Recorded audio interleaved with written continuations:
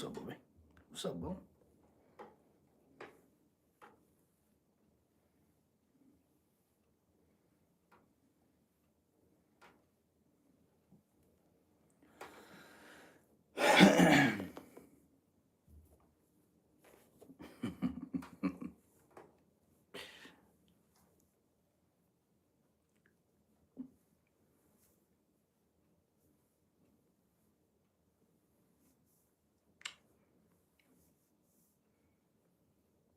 What a sweet way to begin the live stream.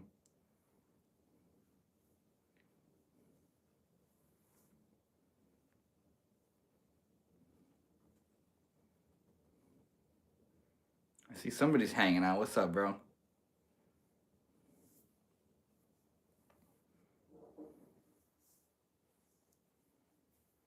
Charlie Jones, what's good, bro? Good to see you, man. Happy Saturday, dude. What time is it for you over there in the land down under? I love that you know who this cat is, too. That's so sweet, man. Mr. Lila. It's my little man right here. It's my boy.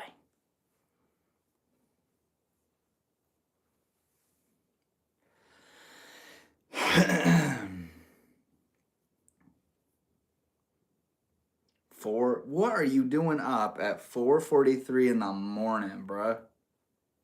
Kidding me? You gotta get some sleep, man. Or maybe you're just waking up.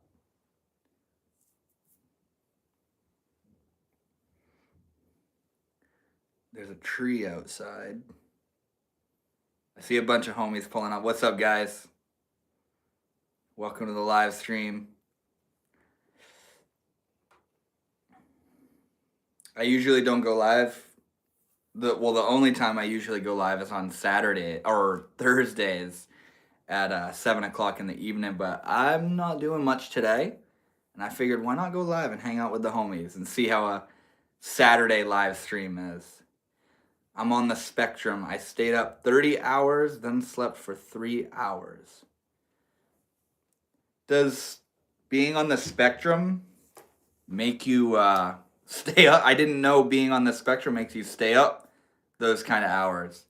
How's your day going? My day is going wonderful, man. I am feeling good today. I cleaned up my house, filmed a video, edited a video a little bit, and I'm actually just getting back from making a run to my local spiritual store to re-up on incense. I bought a shitload of incense, and I'm feeling good, bro. How are you doing? Jensen Foster, yeah. Yeah, I'm doing good, man. I'm doing very good.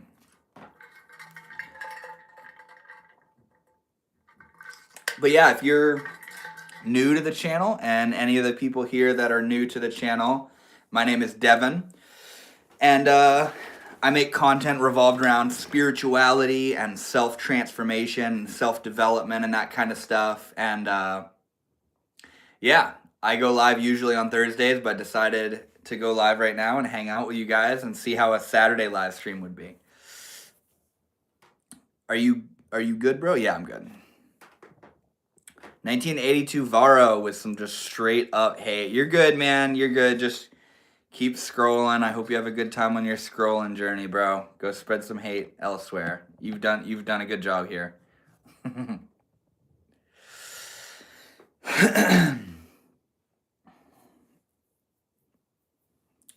Devin really knows his stuff. Definitely worth sticking around. Thank you, bro. Thank you. Yeah, we'll see how a Saturday live stream goes. But give me a ton of dollars, please. Oh. Why is that guy being mean to you? Well, that's what happens when you go live on YouTube is, you hit live and it shows it to like all your subscribers, but it also throws you into like a random stream of people scrolling through shorts and shit. Like, you know how you'll be scrolling through shorts and you'll pull up on a live. That's what those people are. They have no connection to the channel at all, and they just got nothing better to do, basically. I'm not a moderator. What? It shows your name is green. Are you not a moderator? Add as moderator. What the heck? Here, hold on. Let me add you as a moderator. We troll for fun. Is it fun? Is that what you do for fun? I'm new to this stream. Well, welcome, man. It's good to see you here. Landon says hi. What's up, homie? Somebody else said hi, yeah? Yeah, Tyler, yeah.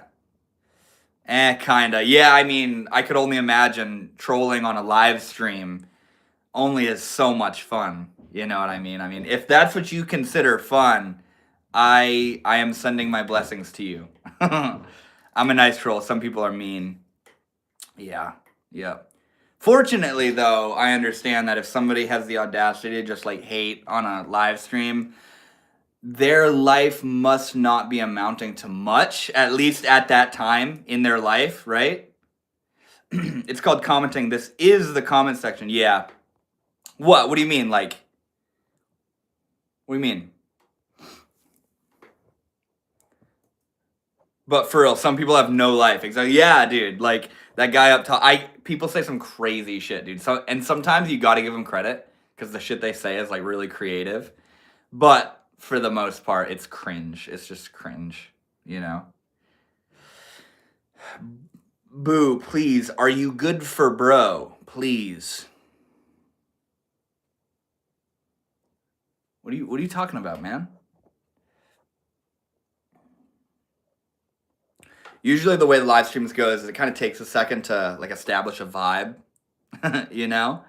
Like this is what it's like in the very beginning, and then as time goes on, it kind of finds its own groove, you know? The stream split in two and booted me out. What do you mean? Yeah, that's weird you weren't a moderator, Charlie. I just had to add you again. Are you ticklish? I'm not telling, bro.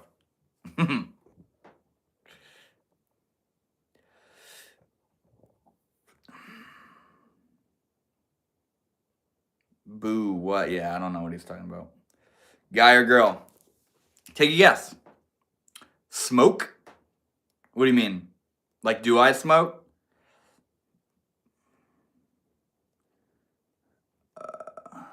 Yo, you got raw beat makers in the chat that just joined. Hard Luck Productions. Oh, you just advertising yourself, bro?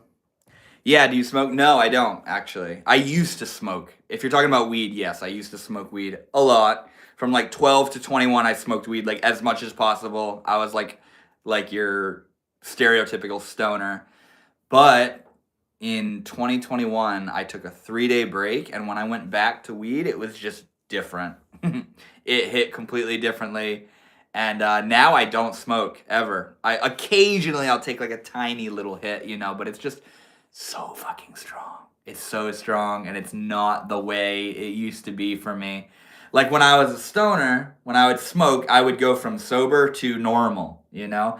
Now that I took that break and now that I don't smoke at all, it's like going from normal to like in a completely exalted state of mind. You know, I can't use it recreationally or to relax or have a good time like people do. For me, when I smoke, it just trips me out, you know? I see. Just curious. Smoking is bad, clearly. But yeah, good you kicked it. Is it bad? You talking about smoking weed? I grew for 7 years. What's funny, dude, is my day job, what I do through the week, I work as a hash maker. I work in the cannabis industry, and it's honestly so cool having that as a job. Can I find out? Get out of here, bro. You're the one that asked me if I was ticklish. That's funny. I was a firefighter, too. Yeah, any smoke in the lungs is bad. Yeah, I feel you. Yeah, we weren't designed to inhale smoke. Believe it or not, for any of you, are any of you guys, like, do any of you smoke nicotine? Like, are you addicted to vaping or anything? Because I'll tell you right now, I used to also vape. I was addicted to vaping from like 16 to 22 or 23. I think it was 23. And then guess what? My lung collapsed. I literally got a collapsed lung from vaping. I mean, the doctors weren't able to determine a specific cause as to why my lung collapsed.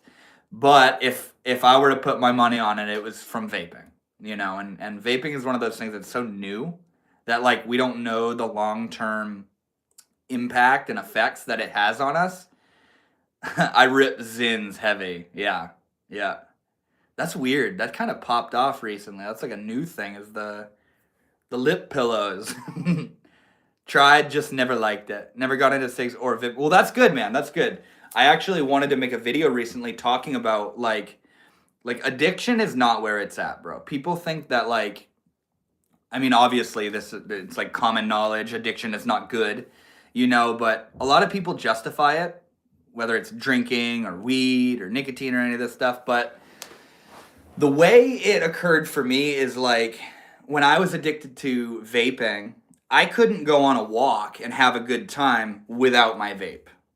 And when I got low on vape juice or whatever, I would get so anxious and I'd need to make time to go and get more juice or whatever. And it would just, I was a prisoner to it. I was being controlled by it. And the same goes for weed. But a lot of the time, people who smoke weed, they're like, I'm not addicted. I just don't want to stop. But that's literally the defining characteristic of addiction. You know? It's weird, man. It's weird. Like, this hike would be really fun, but I don't really want to do it if I don't have my vape. I don't really want to do it if I can't smoke weed, you know? And then you realize you're just a victim to it. You're being dragged around by the nose by your addictions, you know? And a lot of people, they don't realize that the payoff you get from not needing something in your life is so much better than the payoff you get out of doing that thing that you think you need. You know, you think getting drunk is like, that's the payoff, that's a good time. But the real emotional payoff is when you don't need it. Better yet, you can take it or leave it, you know? Because funny enough, being in the position where you've given up an addiction, but now rather than being addicted to it, you're almost addicted to not doing it. And you walk around like, I don't smoke, I don't drink. That's still, in a way, an addiction. You're still attached to it, just on the other end of the spectrum.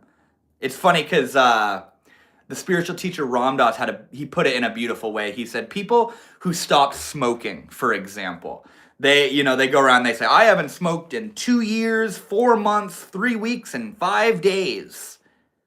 And he's like, they're so attached to their not smoking that they're gonna die from not smoking. They're gonna die from a lack of smoking. And it's about your attachment and the energy of attachment, where you don't want to be chasing after it, but you also don't want to be stuck running away from it. It's both the same energy of attachment and entrapment. Either way, what you really want to do is not need it, and also not mind if you do it, right? And I'm not recommending if you got clean from something to go out and do it, but what I am saying is that the energy of not being held up anywhere with it is far superior to the energy of needing it, and also the energy of running away from it and rejecting it and pushing it away.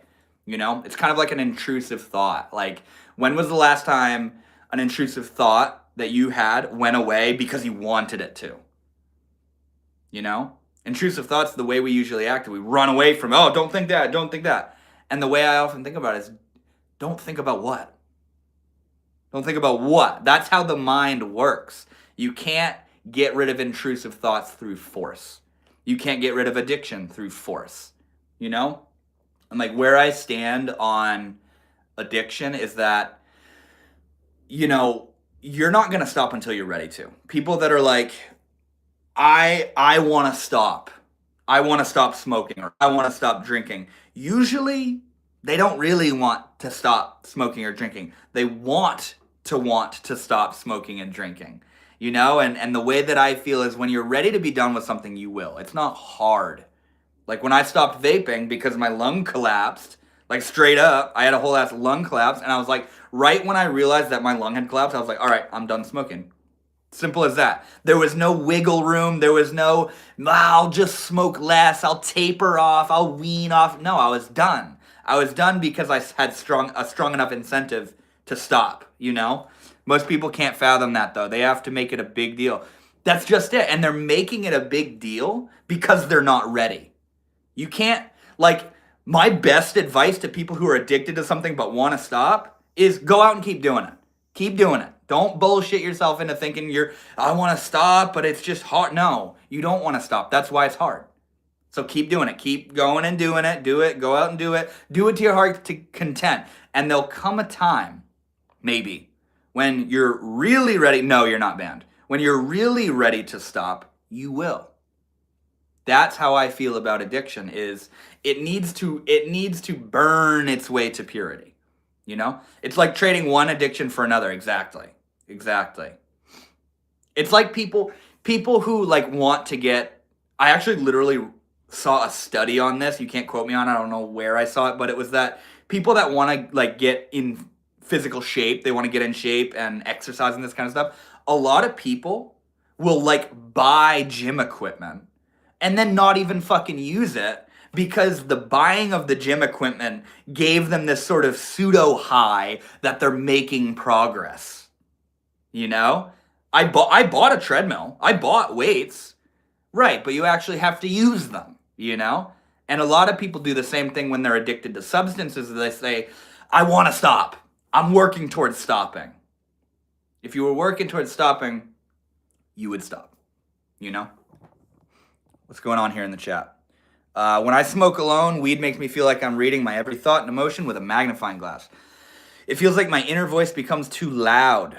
I never truly enjoyed smoking weed. That's why I never felt addicted. I feel you, and that's kind of how it is for me. And although I don't see, like that's kind of a beneficial effect of cannabis, is that introspection, that awareness of your own thinking. That's what we're supposed to use these things for, as tools. Not just to kick it and fucking have a good time. We're supposed to use them as tools to grow, tools to awaken, tools to develop, right? We're not supposed to use it to just have a good time. We're not supposed to use it to blanket our pain. We're not supposed to use it to run away. We're supposed to use these things as tools, you know? You don't go out and, you know, that's the way I see substances like cannabis and even nicotine and tobacco in particular forms, and especially things like psychedelics as well. You don't use these things to have fun. They're tools. It's like a hammer. A hammer doesn't do shit if there isn't something you're using the hammer for. How can you put your addiction to... Hey, Pablo, what's good, bro? How can you put your addiction to benefits and take that as an ad? I'm not sure I understand your question. Suboxone is harder to quit than what they give it to you for. Yeah, ain't that the truth, bro? Isn't that far out? I talk with a guy in my Discord community that he deals with that too. And he's come to the point where he feels like he's like broken his brain and he will never not be able to use Suboxone or whatever it is. And it's sad. Answer the easy questions. If you're better and enlightened, we still have a deep need within you to preach and tell everybody or act like you're enlightened or surpassed basic human desires. Wait, is there a question in there? Devin, how are the cats doing? Let me show you. This is how my cats are doing. They're chilling right now, man. It's a beautiful day right now. It's sunny.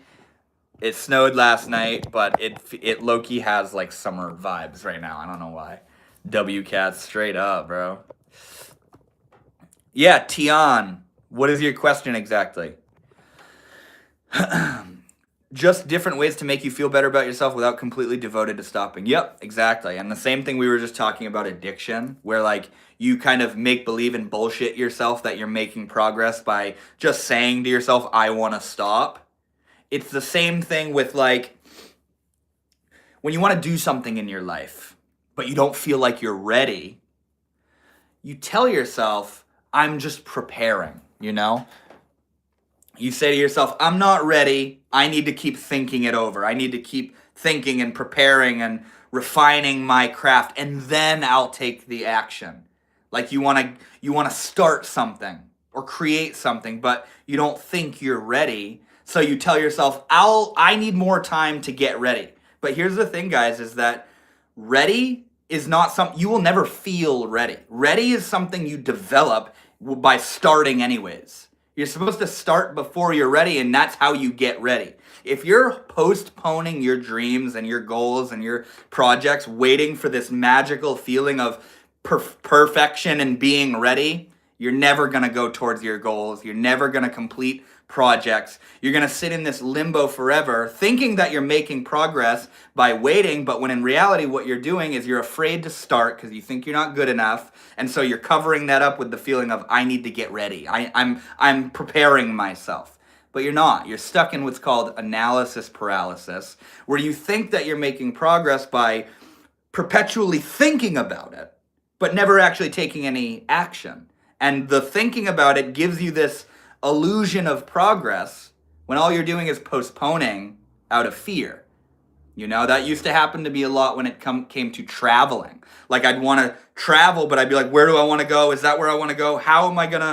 Where am I going to stay? All this and that. But now when it comes to traveling, the way that I travel is I buy a plane ticket to go somewhere impulsively. I get called to go somewhere. I buy the ticket. And when I buy the plane ticket, that demands me to come up with the rest of the itinerary, where I'm staying, transportation, what I'm going to do. And it forces me into action. Whereas if I just sit there waiting and thinking, I don't do anything, and months go by and nothing happens because I'm trying to get ready. I think I'm preparing myself by thinking about it, but in reality, I'm just holding it off because I'm afraid, you know? And like I've held live events, like virtual events with people where I talk about spirituality or self-development and stuff like that, and that's another huge area that this has happened in my life is like when I want to hold one of those events, it's kind of nerve-wracking. It's kind of scary. Oh my God, a bunch of people are going to show up to this thing and I need to have all this stuff prepared and I need to be ready. And so I get stuck in this rut of, I don't know if I'm ready. I don't know if I can do it. What am I going to talk about? When will it be? How am I going to present it? On and on and on and on and on. And nothing happens.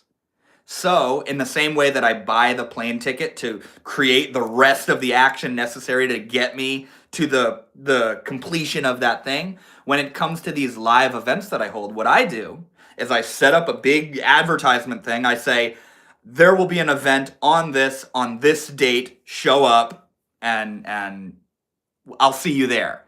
And I don't have shit prepared. If you've ever attended any of my like live events that I've done, I want you to know that I haven't known what I was going to talk about. I didn't know what I was going to do.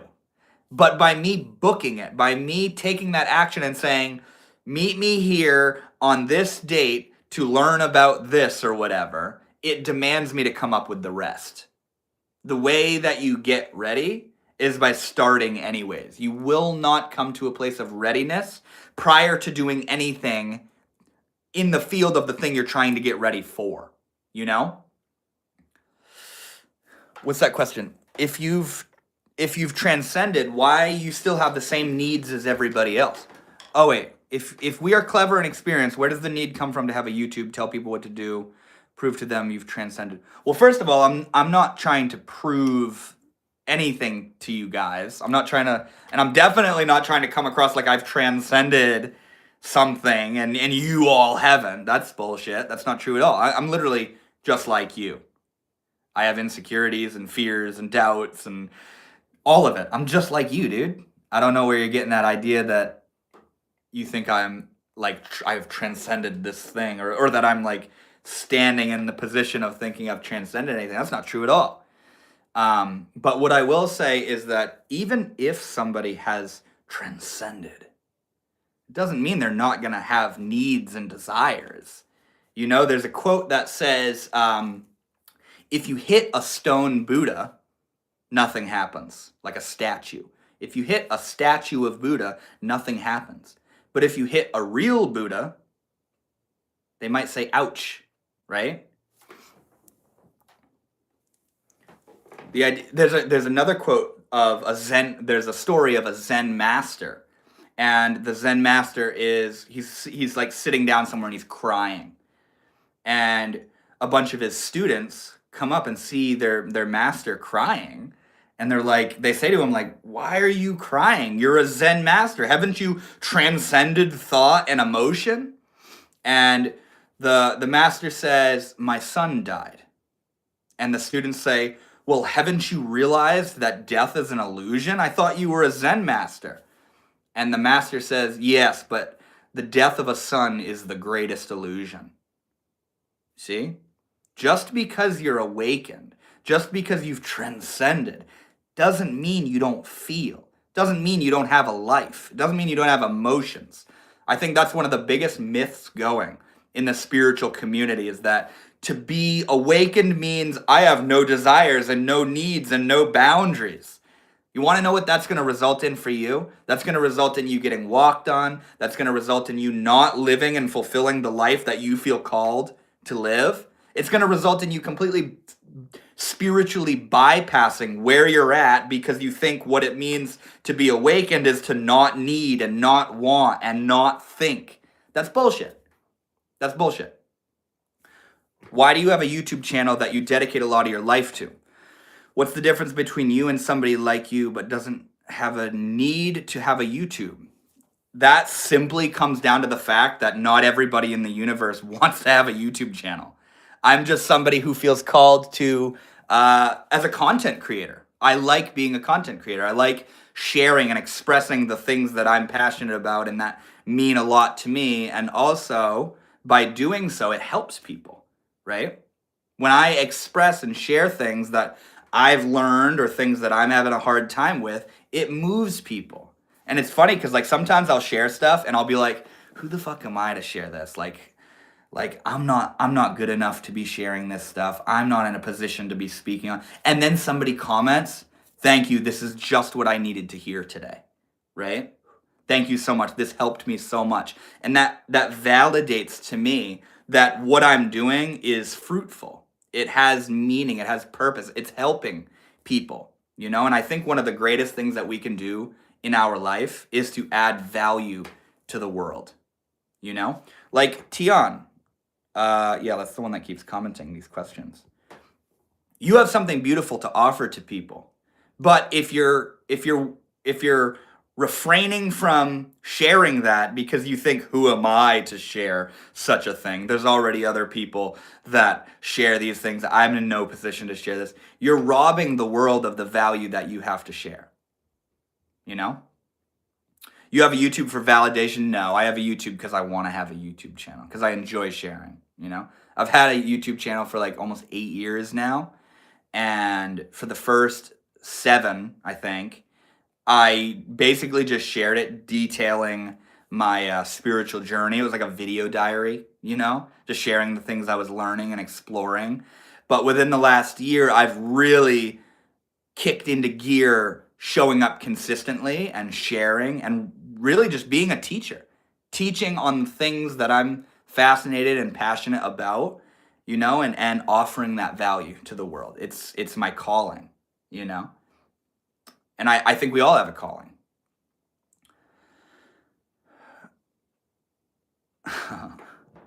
What you leave on the earth. Nice troll, found you again. Are people trolling? I'm not really.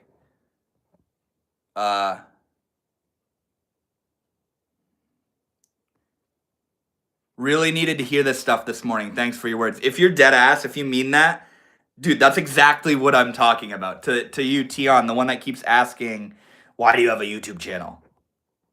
It's for that. First of all, I want it. Second of all, it's helpful. You know? It's that's what it's for, man. Not validation, but to offer value.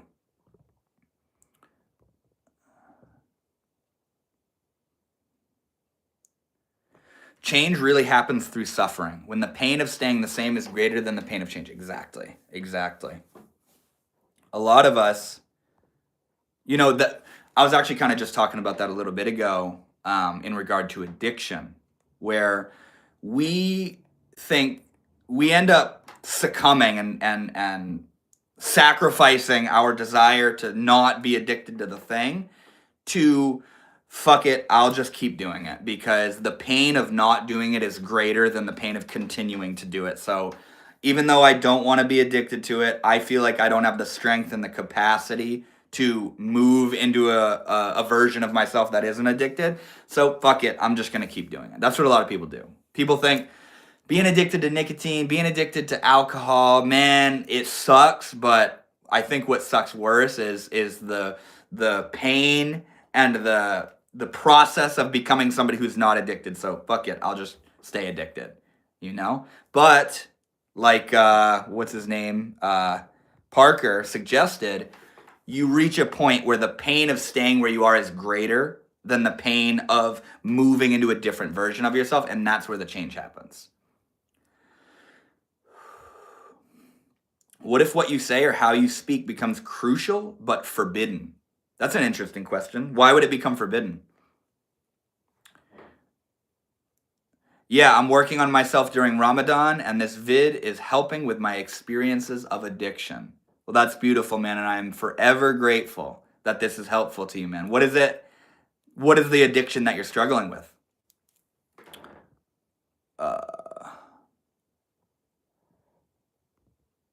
It's always validation and needs. Just don't know it yet.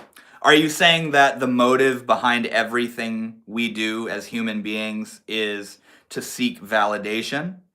And it's coming from like a need? Is that what you're saying? You're asking some really interesting questions, by the way.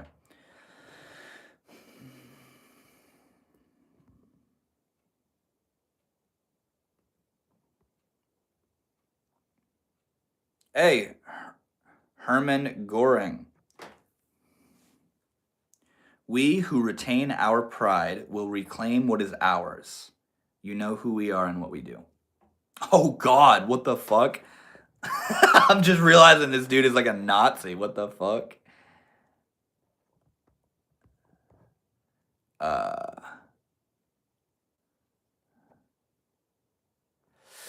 Opioid and benzo has been prescribed since I was a kid. Recently been watching stuff on Enlightenment, and I'm glad I found this live. I'm glad you found this live too, man. For real. I can't believe people get prescribed shit like that. Like, I don't know what you were experiencing as a kid that deemed it feasible to get prescribed fucking opioids and benzos. I mean, maybe the opioids were like a physical injury or something like that, but the pharmaceutical industry is completely outrageous, in my opinion. Like, kids get prescribed Adderall because they're being kids. A kid that doesn't want to sit still for 8 hours a day and learn about boring ass shit is seen as problematic, and so they give them literal amphetamines to cool them out a little bit. We need you to focus. We need you to not be a kid, right? Makes no sense to me. I was that kid. I got prescribed. I went through 3 different medications: Concerta, Vyvanse, and then Adderall, all in an attempt to get me to relax. And I think it was like 14 years old. I remember I never liked taking the pills because it was like, why am I taking this shit? What am I doing wrong? You know? And I remember I broke one of the pills open and I saw this white powder come out. I was like, fuck this shit, dude. I'm done with this. Everything is validation and needs. The day it stops to be important to oneself, it's true.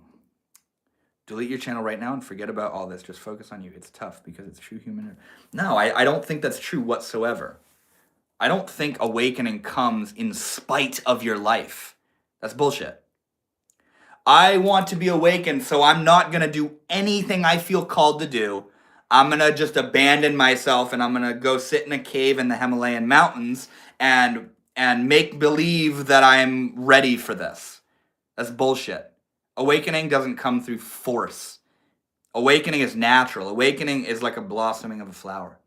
It happens naturally, you know?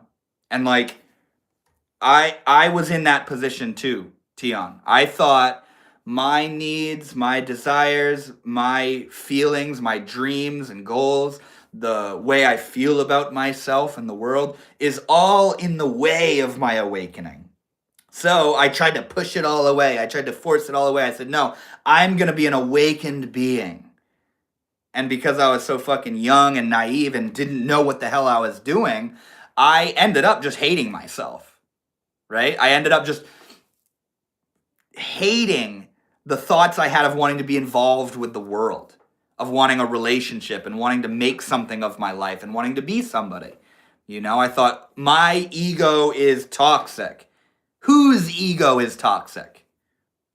The one who thinks I shouldn't need all of this. That's what needs to be transmuted. Who is it that thinks I need to get rid of all these desires? You know? The pain of staying greater than the pain of changing is beautiful. The point of breaking for me was I don't need to do this to stay alive. Yeah, exactly. For me, like, I wasn't ever really addicted to anything crazy. I was addicted to nicotine, and I was talking about it earlier. But my lung collapsed. And right there, I became, in that moment, somebody who doesn't smoke. Somebody who doesn't use nicotine. I was like, I'm never fucking smoking nicotine again. And I did. And it was hard for like 3 days, but because I had determined I'm not smoking anymore, it was easy because there was no wiggle room. I wasn't make believing and bullshitting myself and I'll stop for a little bit and then let my lung heal. And no, I was done, dude. I was done because the pain of being addicted to nicotine had resulted in my lung collapsing.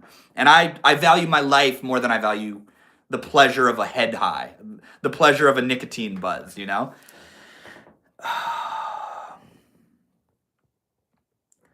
The desire to get rid of desires is a worldly desire in itself. Yes.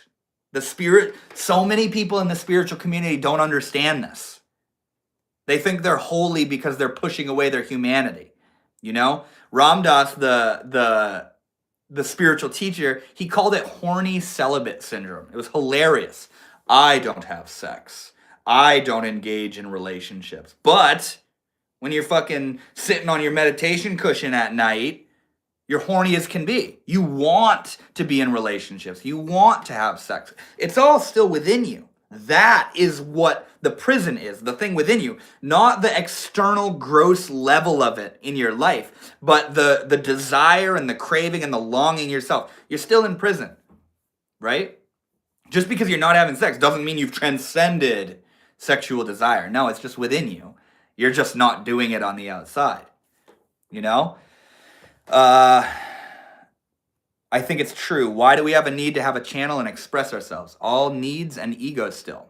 Despite feeling we are awakened, no need, no conflict. No, it's just life. Desires and needs and expressions, etc. is ego. I'm looking at myself trying to be something. The need is always there, and that's the problem and trick. So, Tian, let me ask you this. What would it look like for somebody who's transcended their ego? What does that look like? Do they not fucking do anything that they want to do? Do they not pursue goals? Do they just sit there as this zombified, enlightened being? That's bullshit. That's that's the most elementary understanding of awakening there is. Nothing. That's what it looks like. Where is your understanding of spirituality coming from? Is it coming from Eastern mysticism, perhaps, like Hinduism and Taoism and Advaita Vedanta, maybe? Tell me more about where your understanding of spirituality comes from, and maybe that'll help me understand where you're coming from a little bit more. Because I know what you're saying. That was the stuff I used to feed myself a few years ago, when I thought that just thinking about it and intellectualizing it meant I got it and I understood it and I was it. Even though I wasn't ready for that, and even if I thought I was, the seeds of karma within me would still keep me bound in where I am as a human being. You know? It's like it creates all this cognitive dissonance where you're thinking I shouldn't want this, but you want it. And it's because you're not ready to not want it. You know? If you're new to the channel, make sure to like and subscribe. Thank you, bro. I don't need any understanding. I've not read any of your fancy books. I'm nothing. What I've read or studied doesn't matter at all. No. Tell me. Come on. Like, be a human being. Participate. What have you learned? You didn't just wake up one day and think like this. Is it Eastern mysticism? Is that what you're involved with? How did you get to your understanding of this right here? Did you watch a video or something? I recently used shrooms as a tool to do an ego death, and it's actually helped a lot. What are your thoughts on that? I used to use psychedelics a lot, man. I used psychedelics extensively from like 16 to 20. I'm 25 now, and I don't really use psychedelics like at all. But no, I had a very powerful ego death, which, might I add, as a little disclaimer here, just because you've experienced ego death does not mean you've awakened and you're enlightened and you've transcended ego forever. An ego death is a glimpse, it's a window into a different state of consciousness, you know? And I had a very powerful psychedelic-induced ego death with LSD, you know? And to put it in a nutshell, what I experienced on that LSD experience was, I am not who I think I am.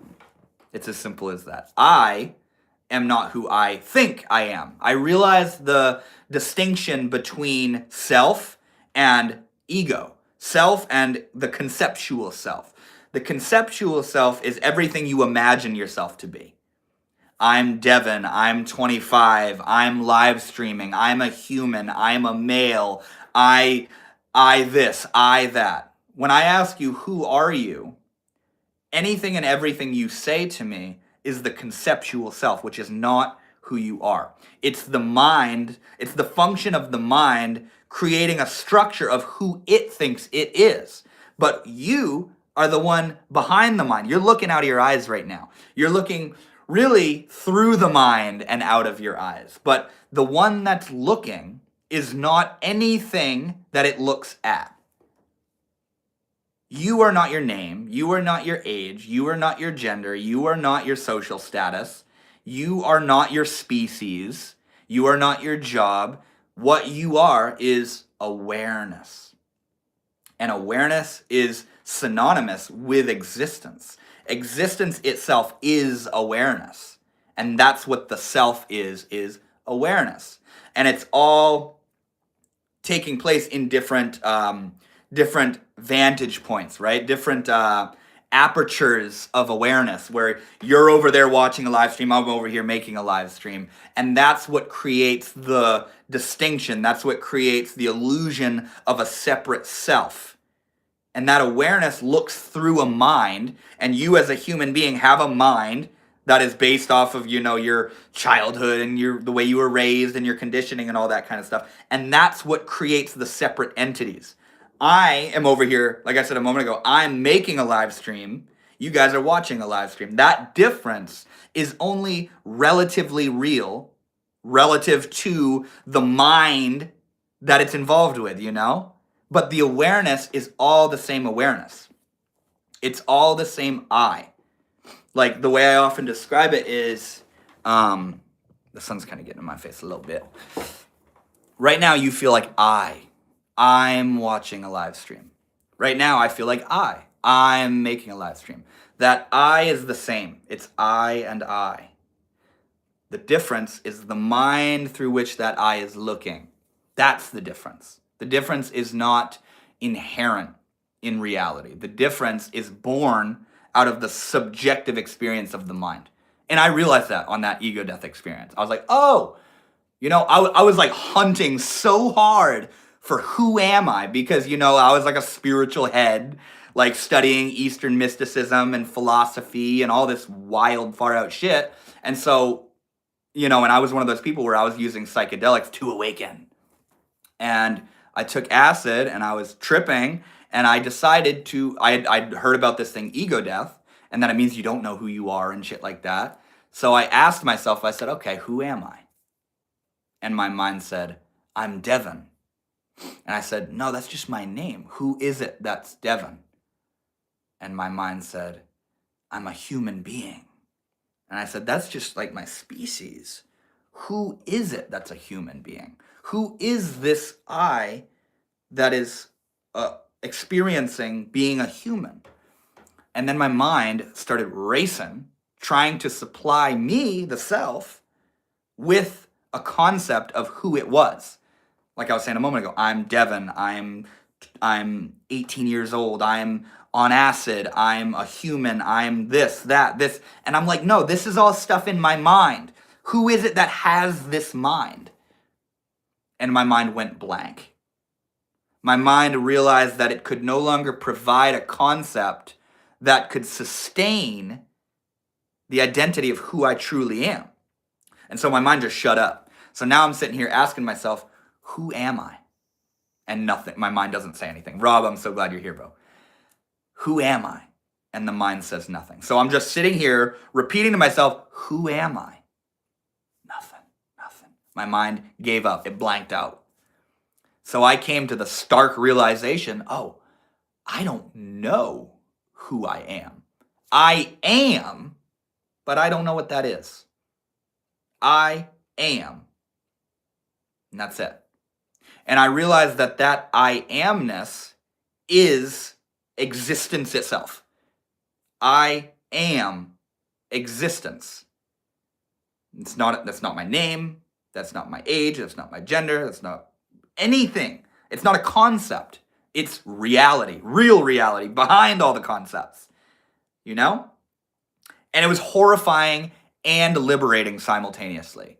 And that's essentially what I realized through working with psychedelics, is that I'm not who I think I am, you know? Love is more powerful than hate. I agree. Rob, my favorite are the people who disagree with non-duality like it's a concept or an idea. It's literally an experience of living and cannot be disagreed with, only experienced or ignored. Yeah, I agree. And I think that's what, Rob, it's interesting. This guy Tian in the chat, he's kind of framing the whole situation that, like, because I have a YouTube channel and because I live stream and make content and all this stuff, that I must be attached and I don't understand true spirituality, because if I did understand true spirituality, I would just not do anything, which I've experienced that frame of thinking. I've experienced that frame of thinking where I negate my humanity because I think that my humanity is an illusion, and it results in this feedback loop of bullshitting myself into thinking, well, I shouldn't want anything and I shouldn't think anything, but oh my God, I'm still thinking, on and on and on and on. You just end up in this stir of madness because you're not in a position to deeply understand what it even means. I think it's more powerful, the spiritualists that share their knowledge with others. I agree. I mean, it's not their duty to share their knowledge, but it's sure as hell helpful, All right, I need to read what people have been saying. Hey, just scrolling through, wishing you the best of your day. I hit the thumbs up. Hope you have a wonderful life, and remember, you matter. Thank you so much, man. I don't know if you're still here, but I love you, bro. Thank you. All right. Okay, so Tian said, I keep learning. Why keep going to some teachings and understandings? I've just lived my life and observed this life. I don't get it at all, and I don't think anybody else has either. Fair. I have had experiences where all this falls apart, and there's absolutely nothing aside from me looking and being. Yep, exactly. True. I'm not important. I appreciate you answering my question from your perspective, and it's tons more than most people do. I disagree with you, but I respect you answering my tough question. Sure, man. Absolutely. That's what I'm here for, is to just talk and shoot the shit. And I love talking about this stuff, by the way. There's no I. Yep, but that doesn't mean there isn't a life to be lived. And that doesn't mean there aren't karmic debts and karmic inclinations that we all have. There's no I, but you still have to go take a shit every day. There's no I, but you still have to go and make a living for yourself, or find some sort of magical way to go live in a cave in the Himalayas and not make a living for yourself. There's no I, but you still experience pain. You still experience joy and elation and love and all of it. Just because there's no I doesn't negate the rest of existence. That's what people don't understand. That's what I think people aren't ready to understand. Just because you realize this shit doesn't mean you're ready to live in the selfless reality. Or it doesn't even mean you can. Like, it's funny because you're like, why do you have a YouTube channel? If you were awakened, you wouldn't have a YouTube channel and all that. Why are you on YouTube? What are you doing scrolling through live streams if there is no I? That's exactly what I'm referring to. is just because there's no I, it doesn't mean there isn't an existence taking place. You know? The I is the ego, it's all relative to the mind, you know? Another way, we are all fish, but in experience, how the eyes, ears, brain work, like a radar, my experience is that I'm actually the water. Luckily, other fish exist to tell me I'm a fish. Right, right. Otherwise, I'd just be water. Do you think, Rob, that you would forget that there is fishness about you if other people didn't? Like, do you really think you have to ping off of other people to understand your own humanity? Or can you trust that by letting go into the reality of you being water, that you would also still operate as a fish? Like you don't need someone to tell you you exist, Rob, be a human to function as a human being. You know?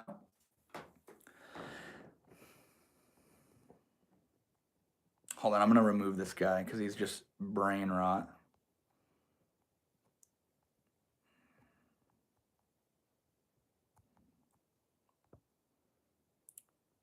Did psychedelics tell you to never comb your hair? I got a lot of dead ends, I know.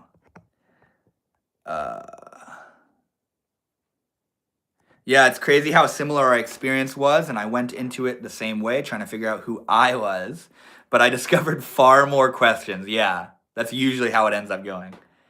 Choosing discipline, forgiveness, prayer, and balance. This is the path of the red road. You are the awareness of which thoughts in your mind appear. Love is the holy prayer. Facts, bro. I love it. I love it. Love is the answer. Yes. I agree.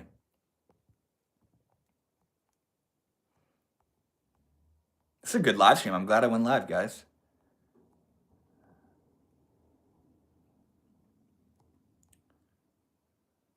So, Tian, tell me more about, be willing with me here to pretend you're a human being and pretend you're a self and pretend all of it to inform me of how you got to the point you did. What have you experienced? What have you read and learned that's elucidated you to this level of spiritual awareness, Because a lot of what you're saying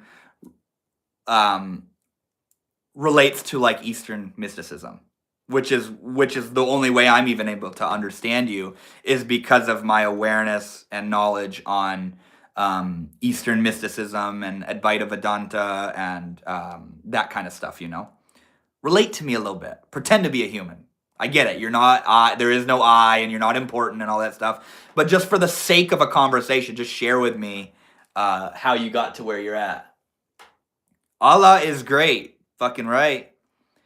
I'm not in non-duality, but awakening is just returning to living that experience of just water-like senses. I cannot speak to what isn't here. Right. Rob, have you ever heard? I think I shared this in the last live stream. I gotta change my vantage point a little bit. The sun's getting in my way. 1 second. Have you ever heard the example of how the self is like a constellation? Where like when you look at the Big Dipper out in the sky, it looks like a Big Dipper out in the sky, but there isn't actually a Big Dipper out in the sky. And if you could leave the Earth and go to a different vantage point in space, the Big Dipper no longer exists. Constellations aren't concrete things out in the sky. They look like concrete things relative to where you're looking from. And then when you change your vantage point, the Big Dipper doesn't exist anymore. And that's exactly what the ego and the self is it's a relative reality. It's relative to the mind and where you're looking from. But if you tweak where you're looking from just the littlest bit, suddenly that self doesn't exist. It's only relative to where you're looking from.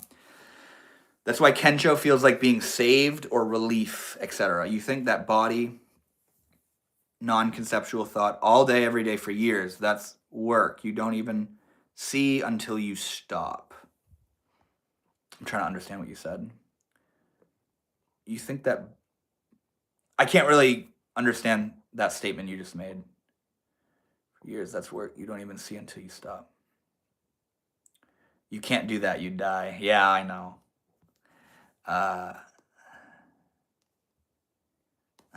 Bro's taking that analogy like really seriously. Nothing changed. You just stopped forcefully imagining the shape of a body that you believe is real.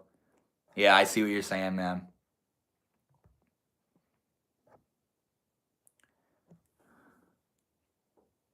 You have a thought, a non-conceptual thought. It's a thought that isn't a word. Dude, I'm so glad I went live. This is fun, man. Aha! True story. I used to synthesize LSD and DMT for a living with a B psych degree. It doesn't matter at all. I've just seen some things that change me, and I don't take human seriously anymore. I knew it. Once you start giving me that information, it's like, yeah, I know where you're at, bro. I know where you're at. LSD and DMT and probably a little bit of Eastern mysticism and shit like that. I feel you. My understanding of spirituality has changed, though, where I realized how much I and many others spiritually bypass, where we think that because we can conceptualize and understand something, that means that we are it and we're experiencing it. But all you're doing is making sense of it in your mind. Doesn't mean you're experiencing it, right? You knew it. Of course you do.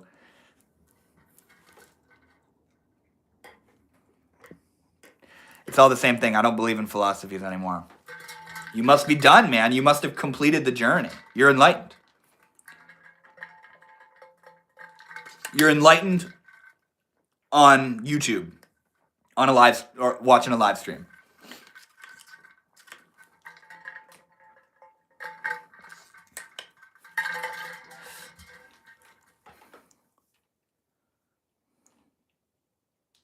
Oh God. No, Tion, I feel you, bro. I feel you.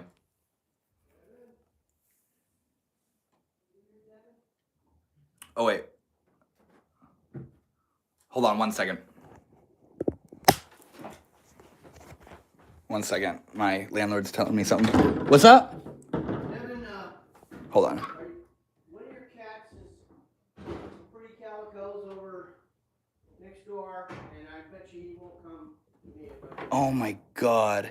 The black one? No, the one with, the collie. The black one? Is she black? She's like brindle, right? All right, hold on. I gotta go. My cat got outside. I'll be back.